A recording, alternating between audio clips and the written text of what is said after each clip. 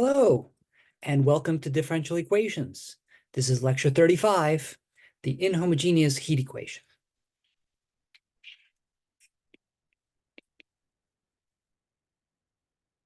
Last time, we talked about how propagation of heat in a thin insulated rod satisfies du by dt is equal to sigma du squared by dx squared, where sigma is thermal diffusivity, and we assume it's a constant. This time, we want to study this heat equation, but we want to consider different boundary conditions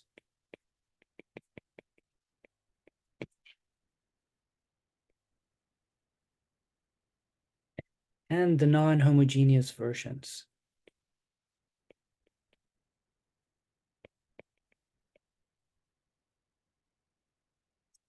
Okay, so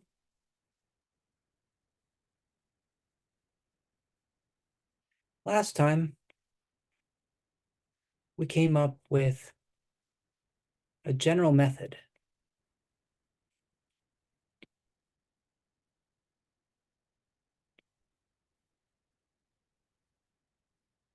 to solve the heat equation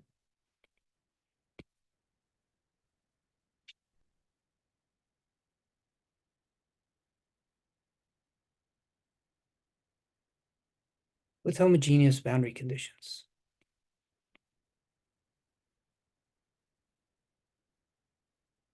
Right? So let's talk about what this looks like, not just for the Dirichlet boundary conditions that we worked out last time, but for general boundary conditions. So that means that we want to look at the heat equation, du by dt equals sigma d squared u dx squared. We're going to have an initial heat distribution. And then let's go with alpha 1 u 0t plus alpha 2 du by dx at 0t is equal to 0, beta 1 u of lt plus beta 2 du by dx of lt equal to 0.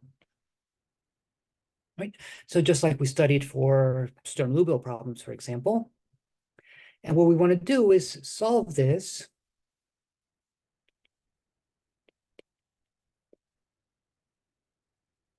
by making use of all of the work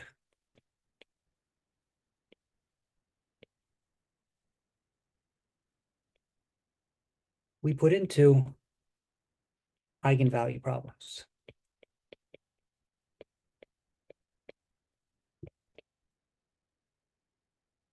Okay, so let's go over the method we used last time and notice that it works in general.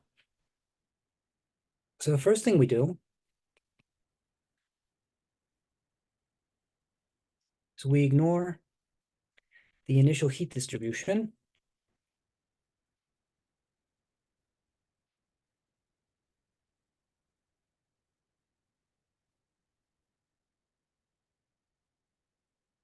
and look for separable solutions. Right, so that means we're looking for u's that have the form some function of x times some function of t.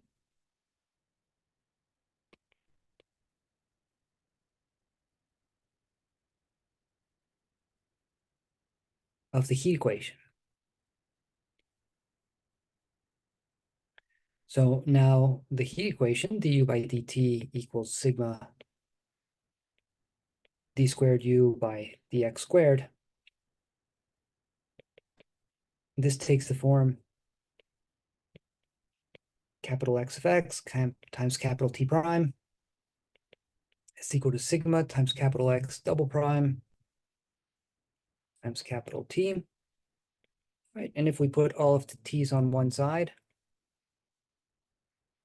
together with the sigma, and keep all of the X's on the other side, then we stare at this equation, and we see that this left-hand side does not depend on X, but it's equal to the right-hand side, which means the right-hand side also doesn't depend on X. But the right-hand side was a function of X, so if it doesn't depend on X, it's a constant, right? And we're going to label that constant minus lambda, right? The minus is just for convenience. And so capital X satisfies the eigenvalue problem.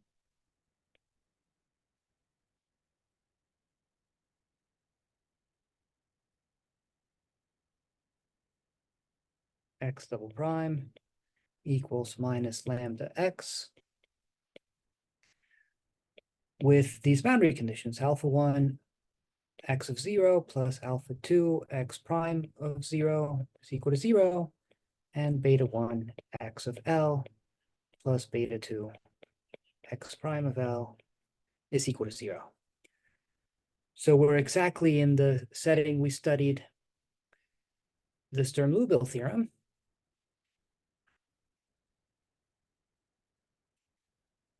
And indeed, we know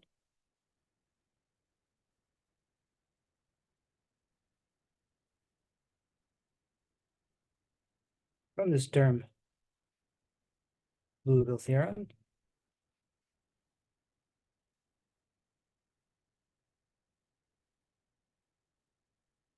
that there are infinitely many eigenvalues.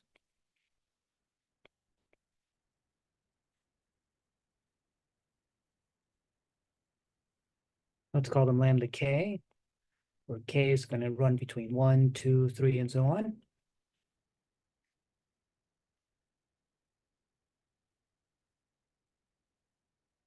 With corresponding eigenfunctions, always multiples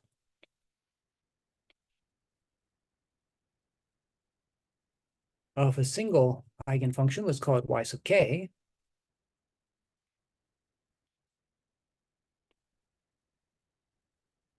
The general separable solution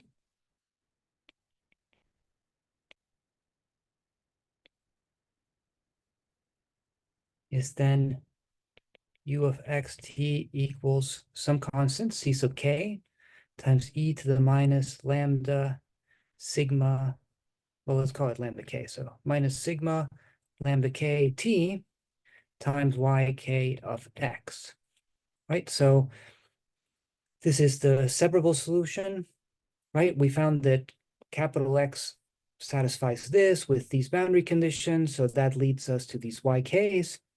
But then this T satisfies T prime over sigma T equals minus lambda. So it's a first order separable equation, and the solution is just multiples of e to the minus sigma lambda k times T. So then the U is equal to the product of the X and the T, and you can put in an arbitrary constant.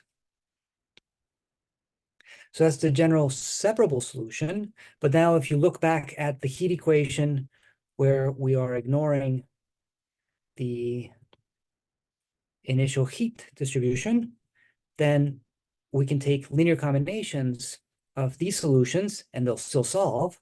So here we can say, and the general solution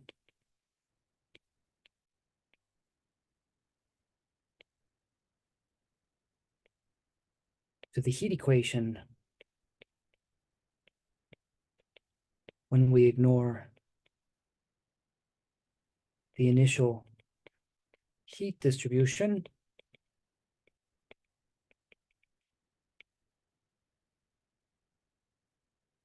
is u of xt will be an infinite linear combination of these constants times these exponential factors times the eigenfunctions. Okay, and now finally,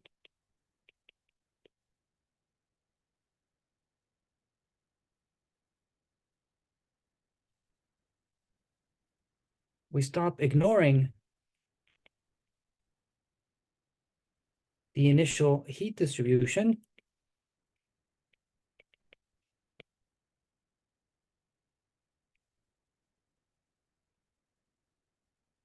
and we use it to find the constants C sub k, right? Indeed. Setting t equal to 0, right? Let's scroll back to the original equation, right? Our original equation, we have this initial heat distribution at t equal to 0. On the other hand, here we have our general solution when you ignore the initial heat distribution. So if we set t equal to 0, then on the one hand, we know that this is u naught of x, while on the other hand, notice that here, if I set t equal to 0, all that it does is it replaces this exponential factor with a 1. So this is equal to the sum k goes from 1 to infinity of ck yk of x, right? And this is exactly the expression for this function in terms of the Sturm-Liouville eigenfunctions that we know exists from the Sturm-Liouville theorem. This is what we call part 4 of the Sturm-Liouville theorem.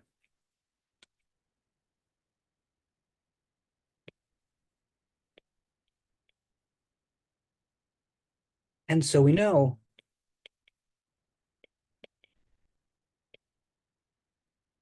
from the Sturm-Liouville theorem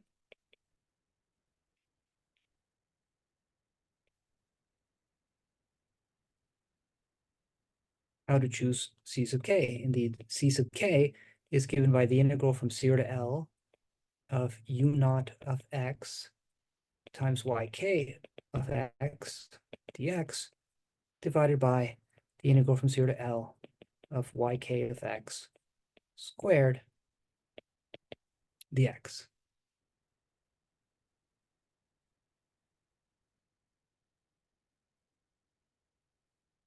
Thus, we have solved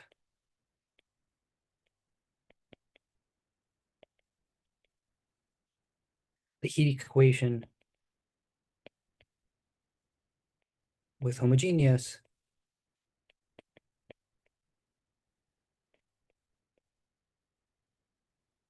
boundary conditions, right? So this method works no matter what boundary conditions you have. Of course, it'll make a difference because which boundary conditions you have determines which eigenfunctions show up here and which eigenvalues show up here. But this method still works. Last time, we applied this method to solve the heat equation with homogeneous Dirichlet boundary conditions. Let's go over what this looks like concretely with Neumann boundary conditions.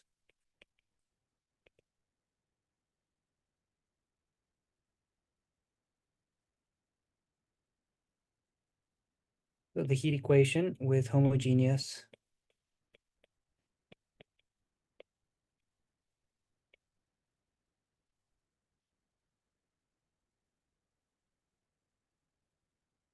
Neumann boundary conditions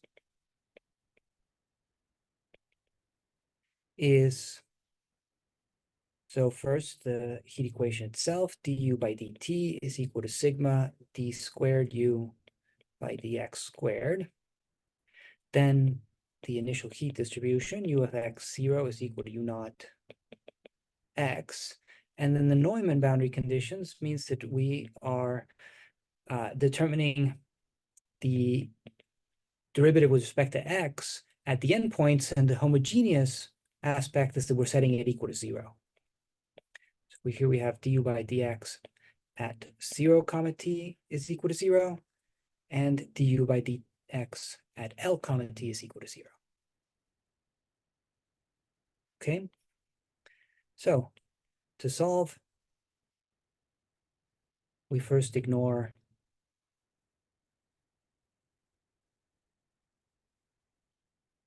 the initial heat distribution,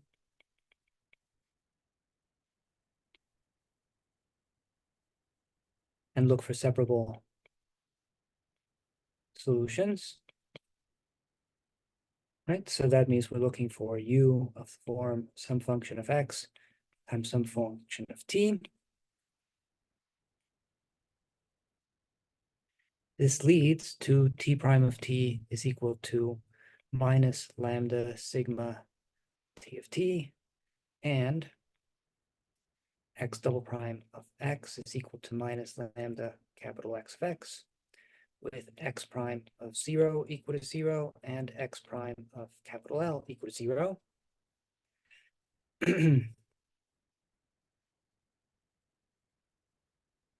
This is the eigenvalue problem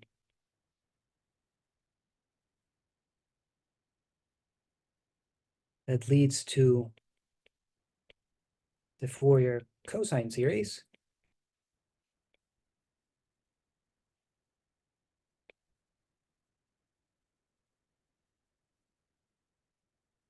So we know that there will be non-zero solutions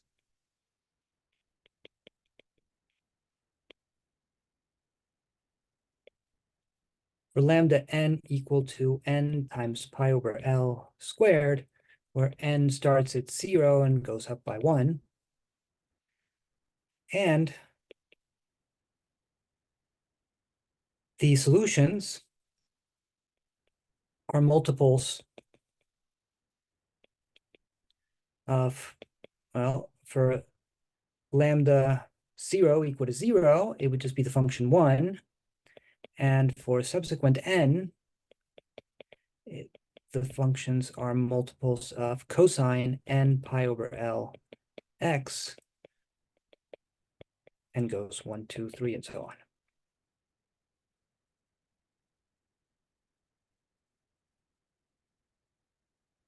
Thus, the general separable solution,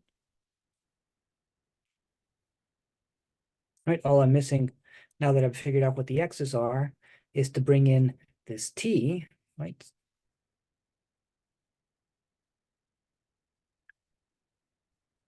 And so we get u of xt is equal to some constant, c sub n, times e to the minus sigma times n pi over L squared times t, and then times cosine of n pi over L x. Notice that this also works if n is equal to 0, because if n is equal to 0, cosine of 0 is equal to 1. That's the general separable solution. And the general solution to the heat equation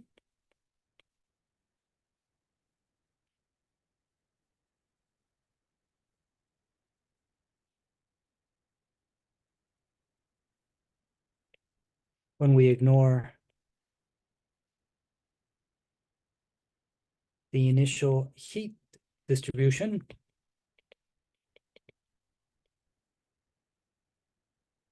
is u of xt equal to c0 plus some n goes from 1 to infinity, cn e to the minus sigma times n pi over L squared t cosine of n pi over Lx.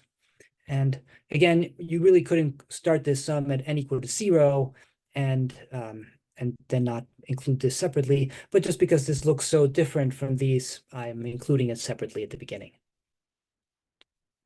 Okay, now that we've found the general solution when we ignore the initial heat distribution, we can stop doing that. So now we stop ignoring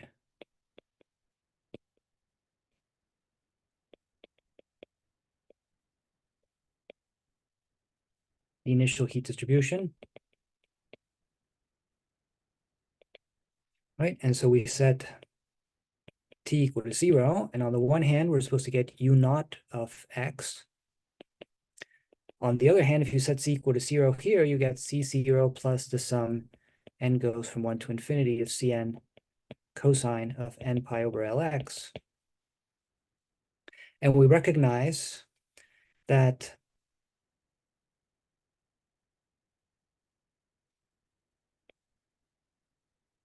this is Fourier cosine series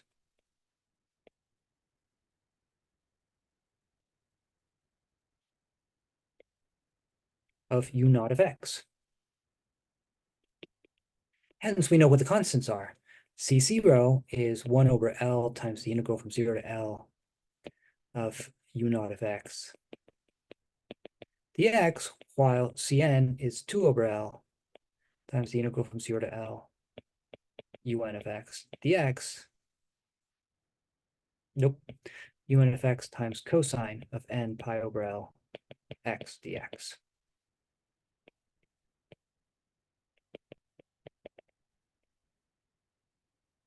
Okay, let's summarize that in a theorem.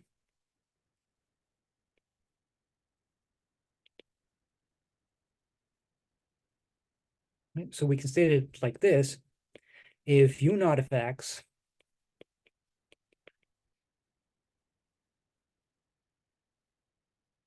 has Fourier cosine series u naught of x equals a naught plus some n goes from 1 to infinity of an cosine n pi over L x, then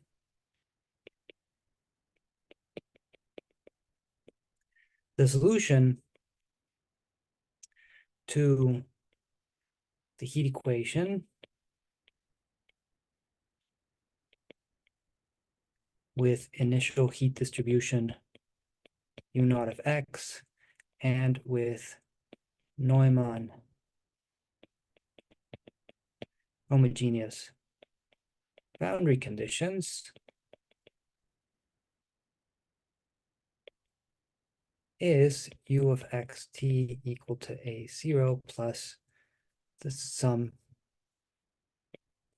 n goes from 1 to infinity of an e to the minus sigma n pi over L squared t cosine n pi over L x. Okay, and so that's the way it works out for Neumann boundary conditions. But if you put other boundary conditions, then you look at the Sturm-Liouville eigenfunctions corresponding to those boundary conditions, and you can state a very similar theorem.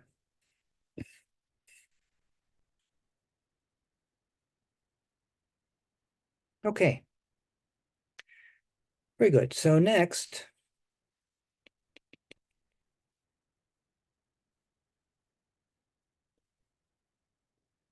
let's consider non-homogeneous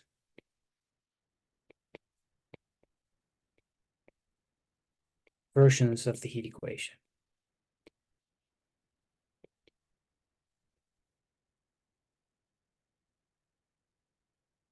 First,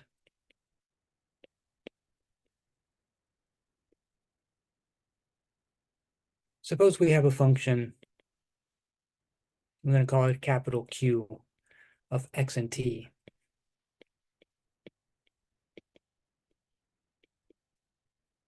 And we want to solve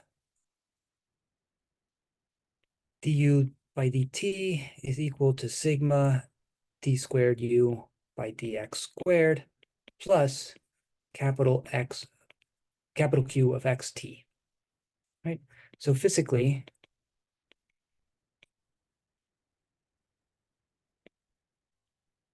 this models heat flow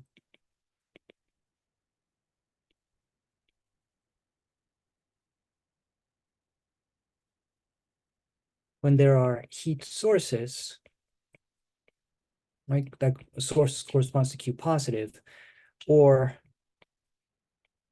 heat sinks, right? Corresponding to Q negative.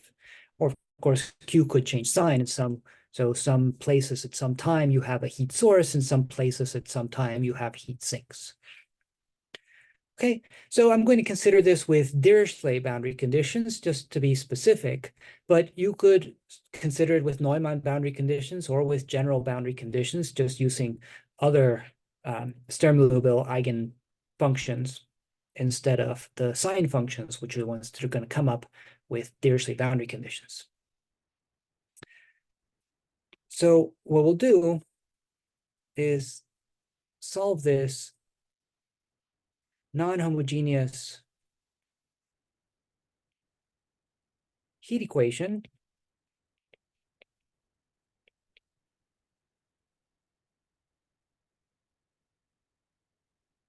with homogeneous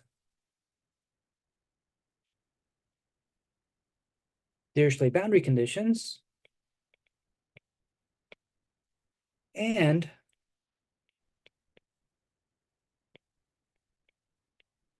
homogeneous initial heat distributions, right? That means I want to look at the equation du by dt equals sigma d squared u by dx squared plus capital Q of x t. But then I want u of x0 to be 0, u of 0t to be 0, and u of L comma t to be 0. Right? So at all of the boundary, I want 0 data, and I'm just going to figure out what to do with this non-homogeneity in the equation itself. Right? Later, we'll talk about what do you do when you have inhomogeneity in the boundary conditions as well. Okay, so now we know that Dirichlet boundary conditions corresponds to the Fourier sine series. Right? That's what we talked about last lecture.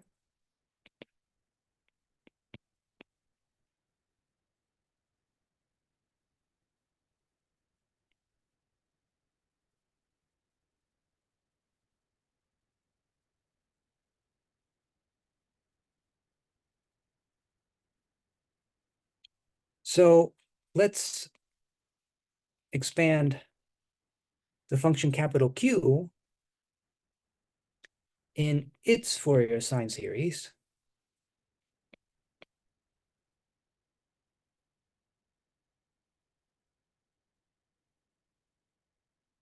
for every t, right? So that means I'm going to have Q of x t is the sum n goes from 1 to infinity. Let's call it coefficients alpha n.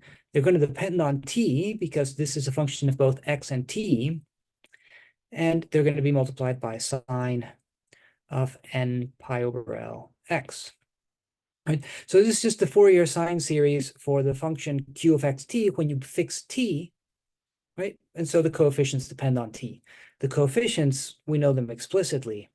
Alpha n of t would be 2 over L times the integral from 0 to L of the function Q of xt times sine of n pi over L x dx. Okay, so we expand Q in its Fourier sine series, and let's also expand our putative solution U in its Fourier sine series. So let's look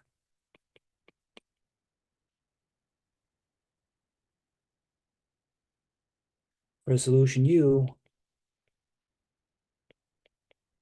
of the form U of x comma t equals the sum n goes from 1 to infinity of capital T n of t times sine of n pi over Lx.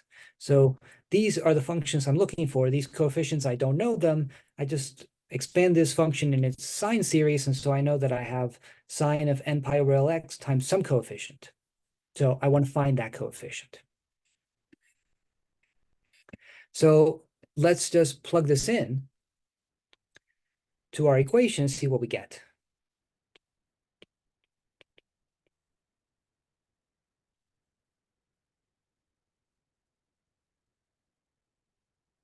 Okay, so we start out with du by dt, and that, just taking the derivative with respect to t of this, that would give us sum n goes from 1 to infinity of Tn prime of t sine of n pi over Lx. And I want this to be equal to sigma d squared u by dx squared plus capital Q of xt. So what would that be? So if you take two derivatives with respect to x of u, then you're taking two derivatives with respect to x of this. So that's just going to be hitting the sign. And if you take two derivatives of a sine function, you're going to end up with minus the same sine function. There's this coefficient in here, so it's going to end up squared from the two derivatives. So what I'll have is sigma times the sum, n goes from 1 to infinity, of nothing happens to this capital Tn, but then it gets multiplied by minus n pi over L squared times sine of n pi over Lx. And then finally this capital Q, which I've also expanded into a Fourier sine series here. So I get the sum, n goes from 1 to infinity, alpha n of t sine of n pi over L x. Okay, and boundary conditions. So I have the initial condition, I want it to be 0, u of x comma 0, right? Which from here, I can write that as the sum, n goes from 1 to infinity, capital Tn of 0 times sine of n pi over L x. I want that to be the 0 function. And I don't need to put these other boundary conditions, the Dirichlet boundary conditions, because the function u, when I expanded it in a sine series, this automatically vanishes when x is equal to 0 and when x is equal to L. So these are now automatic from the way I've written function u. So plugging in, this is what we need to figure out.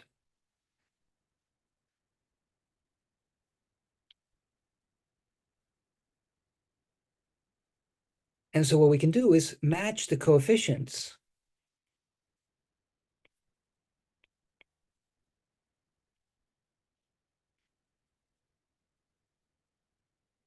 of the individual eigenfunctions. So sine of n pi over L x.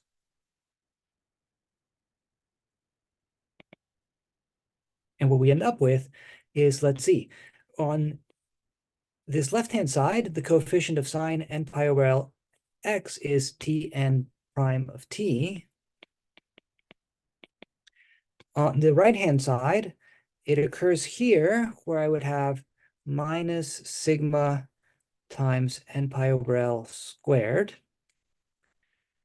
and times Tn of t.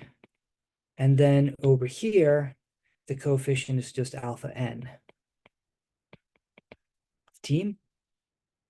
And then the initial condition here, well, this tells me that Tn at 0 is equal to 0.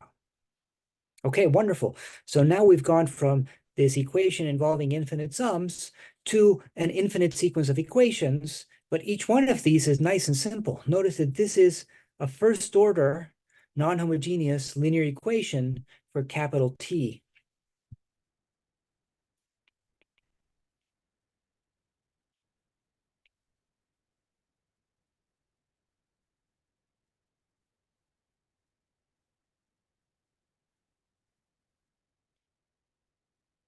And we can solve this equation using an integrating factor.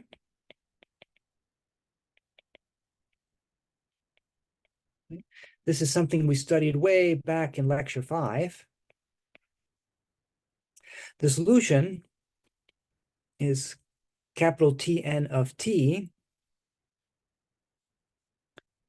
would be e to the minus sigma times n pi over L squared times t times the integral from 0 to t of e to the sigma n pi over L squared s times alpha n of s integrated with respect to s.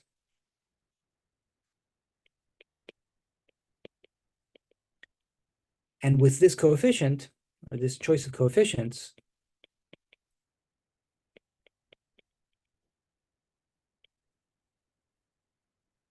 we get this function u of xt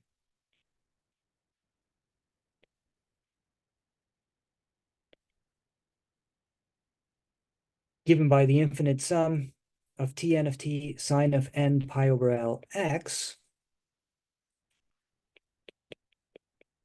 And it solves the equation we wanted. Du by dt is equal to sigma d squared u by dx squared plus capital Q of xt with initial heat distribution 0 and Dirichlet boundary conditions equal to 0.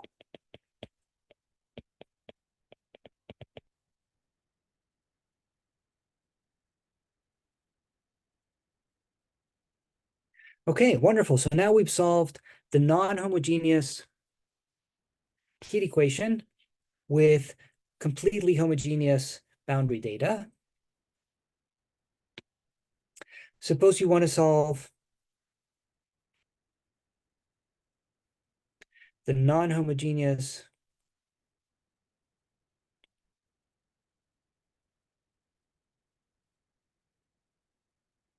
heat equation, but we're going to allow an initial heat distribution, u naught of x, though we are going to keep homogeneous Dirichlet boundary conditions. So let's say you want to solve this. So let's let u1 solve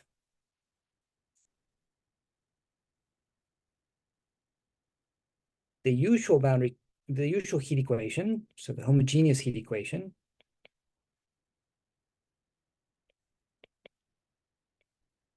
with initial heat distribution given by u naught, and with homogeneous Dirichlet boundary conditions. And then let u2 solve the non-homogeneous heat equation with purely homogeneous heat distribution, initial heat distribution, and boundary conditions, Dirichlet boundary conditions, right?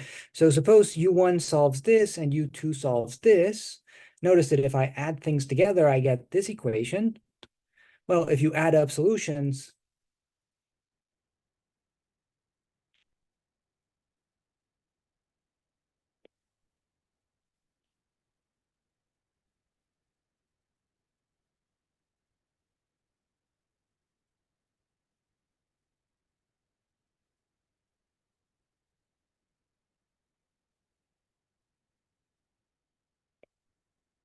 then you solve this problem, right? And that's because, well, that's because this is a linear equation, this is a linear boundary condition, and so are these. So if you just add them together, then they will satisfy this problem. Okay, finally, right, and notice that this we know how to solve from last time. This we know how to solve from just a moment ago. So now we know how to solve this problem. So finally,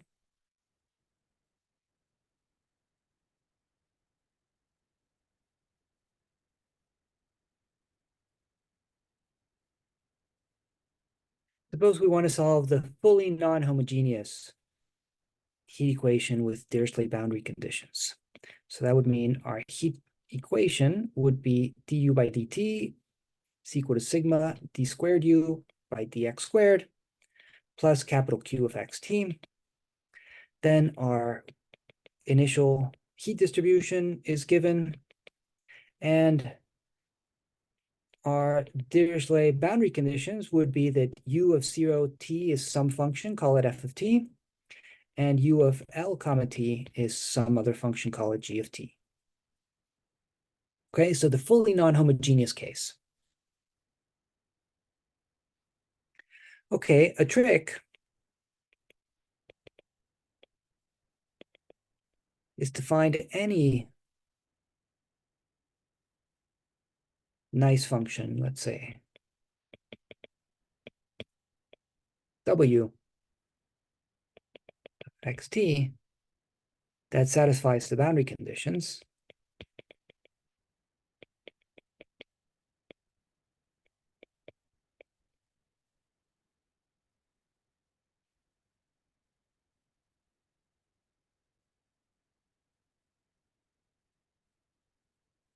And then subtract it from u. So, for example,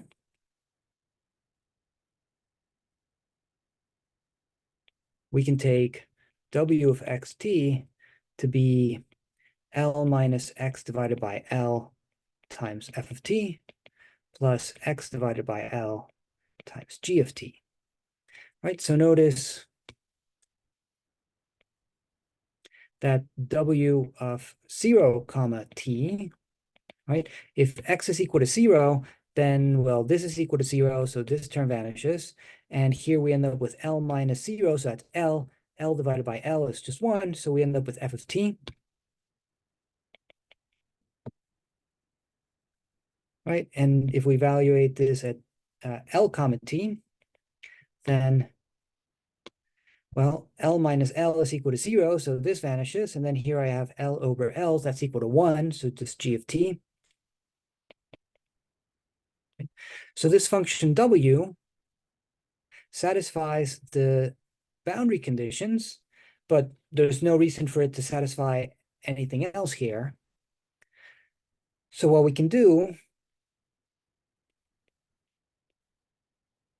is we can define u tilde of xt to be u of xt minus w of xt, right? So if this satisfies this heat equation, what can we say about u tilde?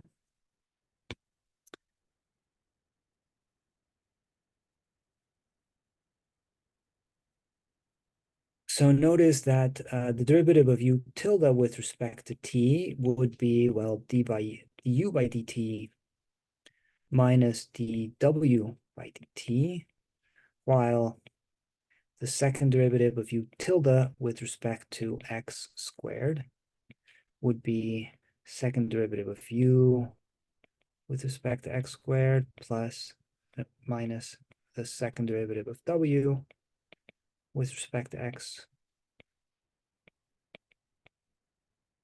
squared.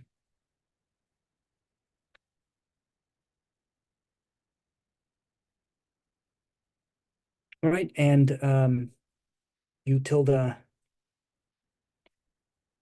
of x comma 0 would be u naught of x minus w of x comma 0. U tilde of 0 comma t would be f of t minus f of t, so that's 0. And u tilde of capital L comma t would also be 0, so g of t minus g of t. That is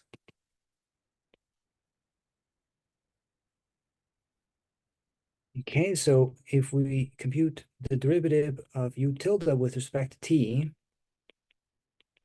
right, this is going to be sigma times, actually, let me give myself a little more space. The second derivative of u tilde with respect to x plus, let's call it q tilde of xt. So here, q tilde of xt is equal to q of xt minus dw by dt plus sigma times d squared w by dx squared. U tilde of x comma 0 would be u naught tilde of x with u naught tilde of x equal to u naught of x minus w of x comma 0. And the Dirichlet homogeneous boundary conditions.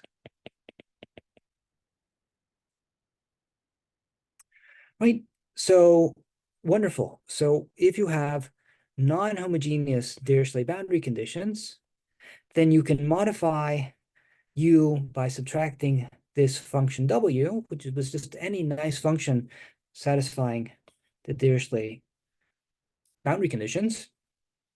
And then you end up with a U tilde that satisfies this problem with homogeneous Dirichlet boundary conditions. But notice this is exactly the problem we were able to solve here. So now we know how to find U tilde.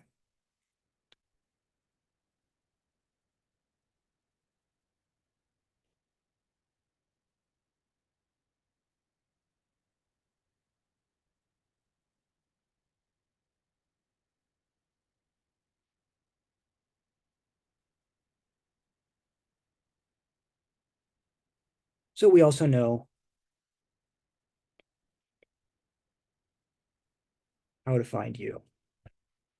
Okay, and that's how we solve the general non-homogeneous heat equation when you have Dirichlet boundary conditions, right? But of course, there was really nothing special about using Dirichlet boundary conditions. You could do this with any boundary conditions of Sturm-Liouville type, right? You'd have to cook up a different function W, right? But it's not so hard to come up with some function that satisfies the boundary conditions.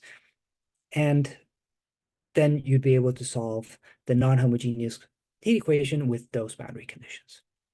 Okay, we'll stop there, pick it up from there next time.